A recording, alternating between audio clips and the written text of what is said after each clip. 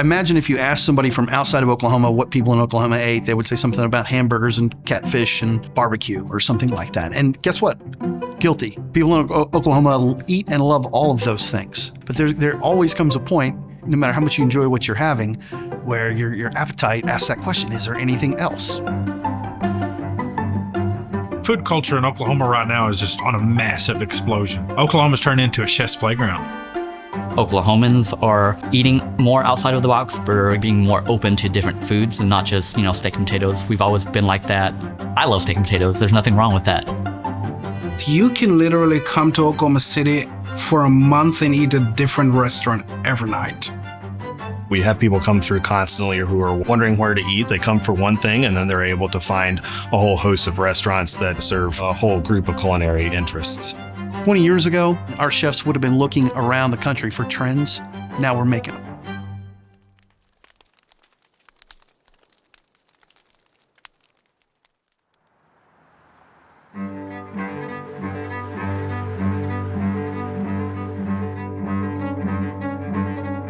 I love food that plays with your emotions, your taste bud, your curiosity.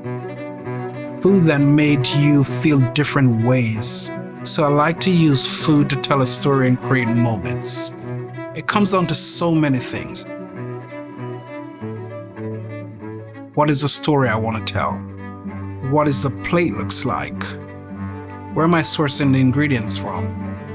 Then I have to ask myself, where do I feel like going to get lost?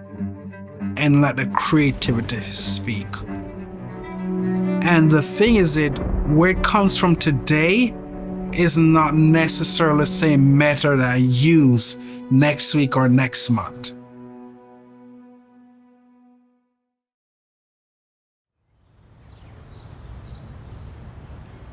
Food, high quality food, creative food, intentionally created food is not limited by geography anymore. That type of culinary experience is something that can be had in small towns across Oklahoma and not just in its major metropolitan areas.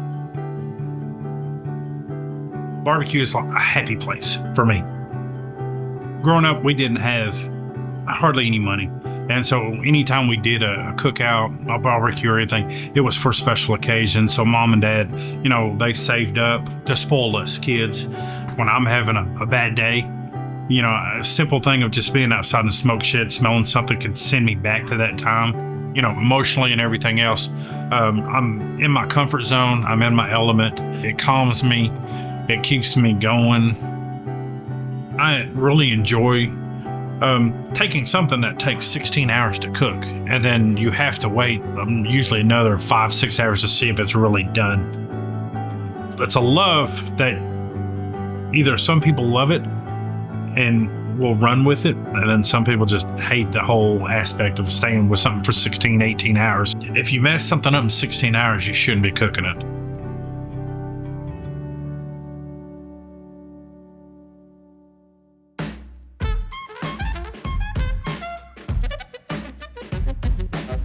Cooking really is a great way to bring people together. People eat something like, wow, what is this? Where is this from? Lao food is different than Thai food, but very similar. There's this saying, same, but different. Our food is gonna be more funky, pungent, herbaceous, a lot of flavors going on. The one word I would associate with it is unapologetic. I think it's very important for food scene to be very diverse so that everyone can grow and be more open and united. If the food culturally is different, but if the chef is really passionate about what they're cooking from memory or from heart or from nostalgia, I think it's always gonna hit home. When I very first started almost 20 years ago in the job of someone who understood where to eat and get a lot of those kind of questions, if someone said, where should I go eat? It was a very quick answer, maybe 5 or 6 places. Now I have to say, well, what kind of food do you want? One of the most exciting things about the food scene in Oklahoma is that we can have a level of diversity that supports chefs who are representing who they are as human beings. And Gray Sweater, run by Chef Andrew Black, is an example of curiosity in some ways run wild. Curiosity and creativity run wild. Some of our dishes we create is how do we let someone eat something that they're not comfortable with, but when they try it, they love it. We do this thing where we interview every customer before they come in and kind of break down all your barriers. And we're making notes while you're coming in. And before you get here, we know everything about you. So by the time you sit down, the experience I want you to leave with is like, wow, I didn't know that I love quail until I sit down in here. I didn't even know I love turnips, but I went there and eat turnip, and now turnip is my favorite thing. I always say to our customer when we're interviewing them, if you're not allergic to an item, give us the chance of trying it, because when you leave here, you're going to be in love with it. We do this dish. It's oysters in the snow. You'd be amazed how much people have never eaten an oyster and don't really care for it. I wanted to present an opportunity to give you an oyster that you love. We source some of the best oysters in the world that money can buy. Once we do that, we make vinaigrette, so to speak. This intense strawberry dressing and roses is in this dressing. And we put it in this mortar bowl and had liquid nitrogen to it. And by the time we grind it up, it becomes like a snow, so to speak. And that is what is dusted over that. So when you're eating this oyster, you're going through so many different texture and flavor, you can't help but loving it. I hear people tell the story of when their friends come in town and they have friends that they want to impress.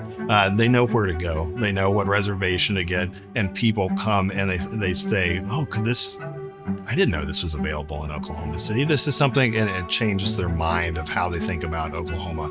And to have someone like Andrew Black deliver that for the city has been incredible.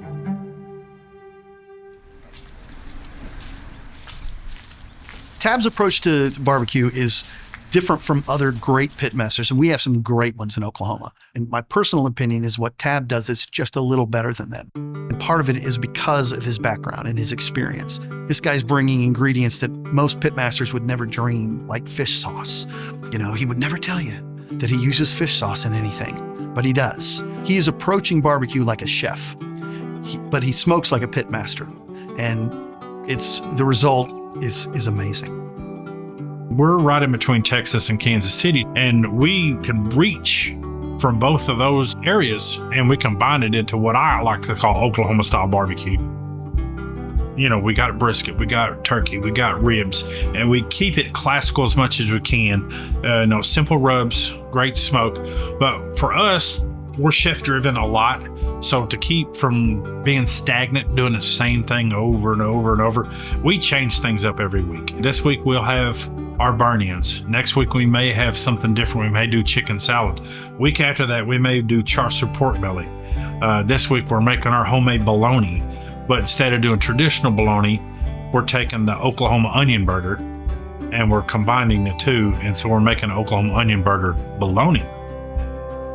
There's two companies that make tubs of bologna, and the barbecue restaurants that sell it all buy from one or the other. When I went to visit Tab last year, he explained that no, I grind mine.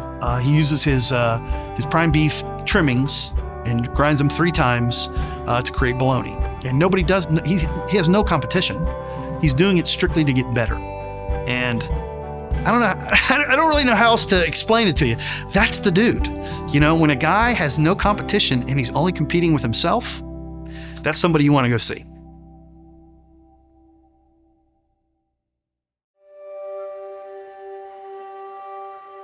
Being in My Dirty Me is like being with Jeff. There's every part of who he is represented here, not just from his culinary background or culinary experiences, but also his experience in marketing and design. Every piece you see, every light that's up, the wallpaper that's used, it's a reflection of who he is. And there's nothing more special in so many ways than being able to be in a place that someone has created out of experience and love. And Madur operates as that for Jeff, and then I think for the city as well.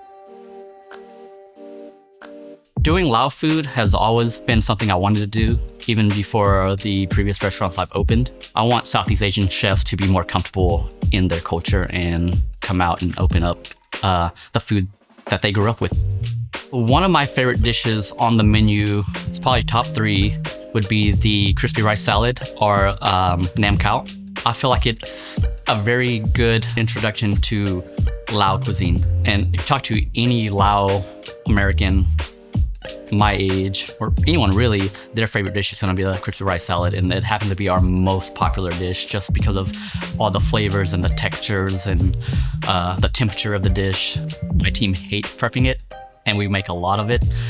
We probably go through about, I would say, 30 pounds of rice a day just to make this one dish. So we cook jasmine rice, cool it down, we season it with red curry, coconut milk, sugar, oyster sauce, salt, pepper, and then we compact it into what we call rice pucks. So they look like pucks, but they're very dense. We deep fry those until they're crispy and golden brown on the outside. And then during service, we crumble it to order. Then we season it further with lime juice, salt, fish sauce, add some cured pork sausage, the herb medley of cilantro, mint, green onions, peanuts. And then we serve side lettuce, so you can eat it one of 2 ways, as a lettuce wrap or like fried rice. So it's very familiar because it looks like fried rice. It's a party in your mouth.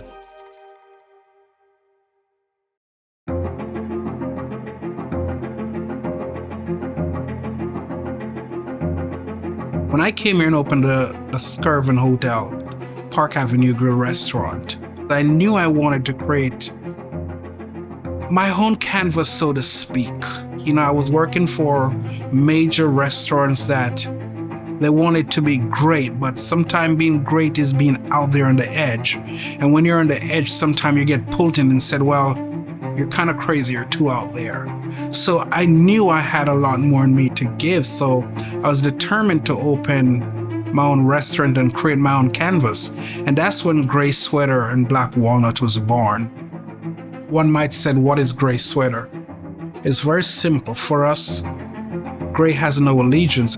So no matter what you fell in love with in this room, we're going to move on. We're okay not knowing what tomorrow bring with it, because it gives us that chance of creativity. But more than anything, the best part of it is the sweater, because the sweater represents the warmth of the service. No matter what great meal you have in this place, the cocktail, drink, it's how we made you feel.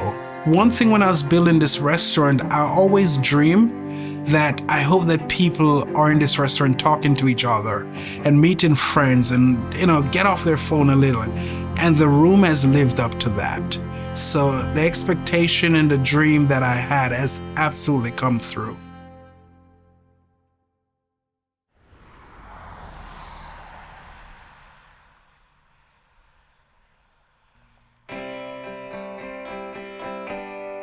Tab Singleton I met right after he had won on Chopped. He was working as a chef in New Orleans and got picked up by a producer and actually won his episode. Won some money and took that money and moved back to Oklahoma and opened a restaurant. When I got into cooking, I set 3 goals. One of the biggest thing, I said, well, I want to work for somebody on Food Network. And at the time, I just got lucky. It was Emerald. And Emerald, he always said, if you start with great product and know your product, your end product's always going to be better. And just research everything that you do with food. And he was a big inspiration when it comes to learning the classics and then also wanting you to experiment. He's making classic barbecue down in Idabel, but he's a classically trained French chef. So his skill sets are amazing. One of our things that we've become known for is our Wagyu beef belly burn-ins. Traditionally, people cut burn-ins from the brisket. A lot of people now, they call them bacon burn-ins because they use pork belly. Well, me trying to be different with a good product.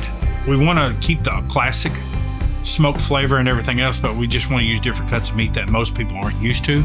It's a 3-step process, basically. So we smoke until we get color, and that's basically what we do with all of our meats. So once we get good color, we rest them overnight with smoked beef tallow, which is when we take all of our trimmings, render it down, and we make our own beef fat. So they confit basically overnight. It actually tastes like a sweet ribeye. People go crazy for them. I mean, every day we post them as our special. Those are usually the first thing to go.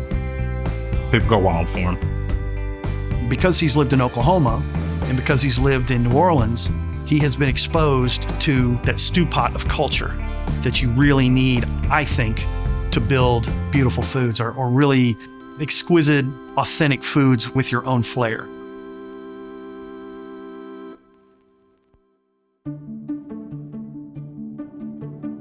You have to be a dreamer. And I think in part of being a dream, you also got to figure out what are the things you want to achieve?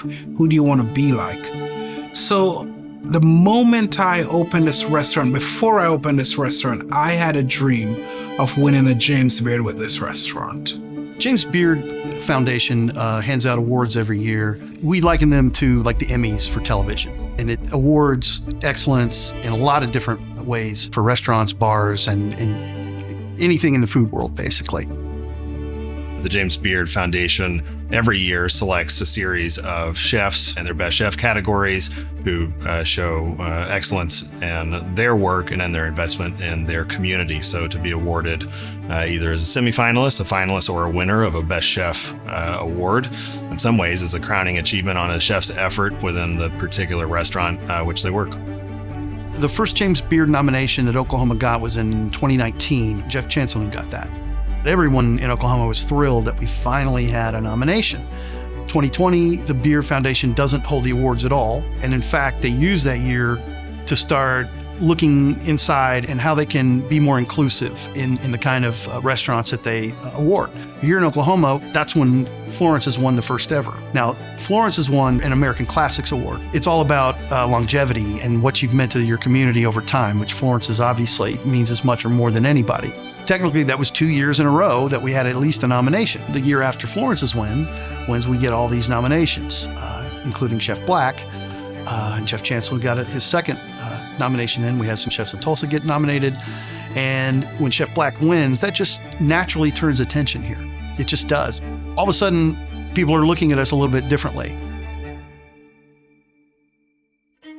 The James Beard for me means everything.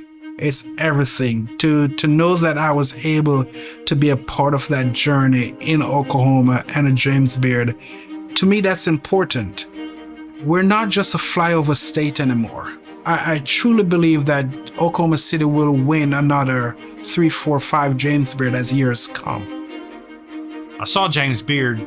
I was like, oh, Jeff made it. And then I was like, oh, cool. A couple of you from Tulsa. And then second to the last, I flipped down there and I was like, and I was like, there's no way. I said a lot of cuss words of an excitement. And I was like, there's no way. I think people outside of Oklahoma are realizing that we exist, that great things actually do exist in Oklahoma. There is great food here. There's definitely reason why people should travel here to eat. And it is happening already. We in this room, we're seeing customer that travels here just for gray sweater. And when they come here, they're going to other restaurants, checking it out and everything, because the recommendation is there, quality is there, and people are talking about us now. People are flying over, they say, oh, wait, that may be a place I want to land and eat, as they did for years in Vegas. Now this is a place people do that. I had a party come in one time, a party of 12 from different cities around the nation, and they flew in Oklahoma just to eat at Mater, and that was a great feeling and also great to see because that's proof that Oklahoma City is growing and that we're going to continue to get these visitors if the food scene continues to grow. There's going to be more chefs moving in, which I think is great because that's going to be more barbecue restaurants. That's going to be more eyes on Oklahoma. And then, maybe we could finally have a say this is Oklahoma. This is Oklahoma barbecue. Shut your face. Come try it.